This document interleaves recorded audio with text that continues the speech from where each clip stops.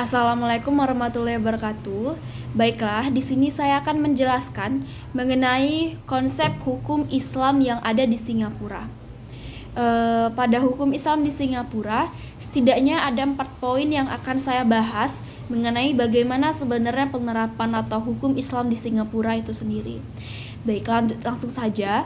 Pada poin yang pertama, yang seperti kita ketahui bahwa hukum Islam atau peta hukum Islam di Singapura itu adalah sistem yang dimana pada aslinya sistem di Singapura itu menerapkan sistem hukum otoritarian.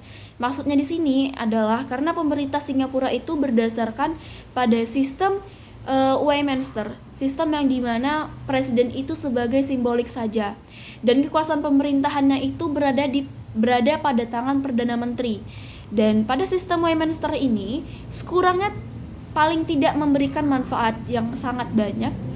Contohnya menjadikan sebuah Singapura itu adalah sebagai sebuah negara yang maju karena bebas dari kerusuhan. Karena pada sistem itu, sistem Westminster, di dalamnya diisikan aturan membatasi pengaruhan oposisi, sehingga dapat dikatakan dia menganut paham demokrasi sosialis. Hal ini yang menjadi ciri awal mulanya Islam itu mulai masuk, hukum Islam itu mulai masuk dan sudah ditemukan keberadaan hukumnya. Namun mungkin memang tidak sepenuhnya di antara masyarakatnya yang juga memilih hukum mana yang mereka pakai. Karena sistem hukum Singapura itu sendiri yang memang di negara juga berdasarkan sistem yang demokratis, tidak terlalu memihak antara sistem hukum yang satu, namun juga memperhatikan sistem hukum Islam yang lainnya.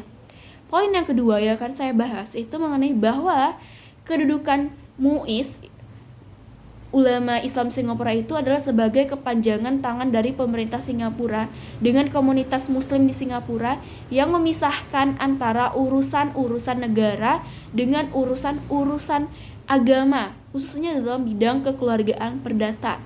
Dan di samping itu juga sebagai kebijakan dari pemerintah Singapura dalam mengakomodasikan komunitas muslim Singapura untuk dapat menjalankan kehidupan sehari-harinya masyarakat Singapura itu dengan menerapkan nilai-nilai ajaran Islam yang tentunya sesuai dengan Al-Quran dan Sunnah dalam menuju masyarakat Singapura yang maju dan cemerlang. Dan selanjutnya pada poin yang ketiga yang akan saya bahas yaitu mengenai kebijakan hukum di Singapura. Nah, mengenai kebijakan hukum di Singapura, bagi komunitas muslim di Singapura tentunya pada pemerintahan Singapura itu memberikan ruang seluas-luasnya untuk pembinaan, perkembangan, dan kemajuan kehidupan masyarakatnya.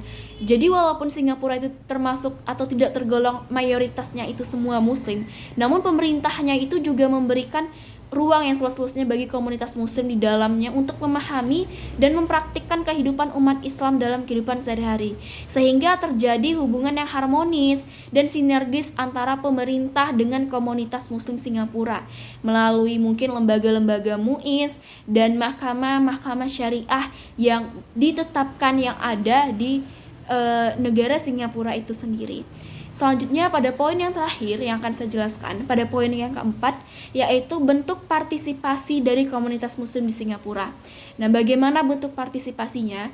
Tentunya pada bentuk partisipasi muslim di Singapura itu, dalam kedudukannya sebagai warga negara dengan menjalankan kehidupan dengan baik, mereka itu sangat-sangat memberi manfaat dan sangat memberi kehidupan atau efek yang baik dalam mempraktikkan nilai-nilai ajaran Islam dan nilai-nilai kultur budaya Asia atau political environment. Jadi sehingga dengan adanya kehidupan yang harmonis dan sinergis tadi itu memberikan atau menjadikan komunitas yang survive dan eksis meskipun hidup di lingkungan mayoritas yang etnis Cina.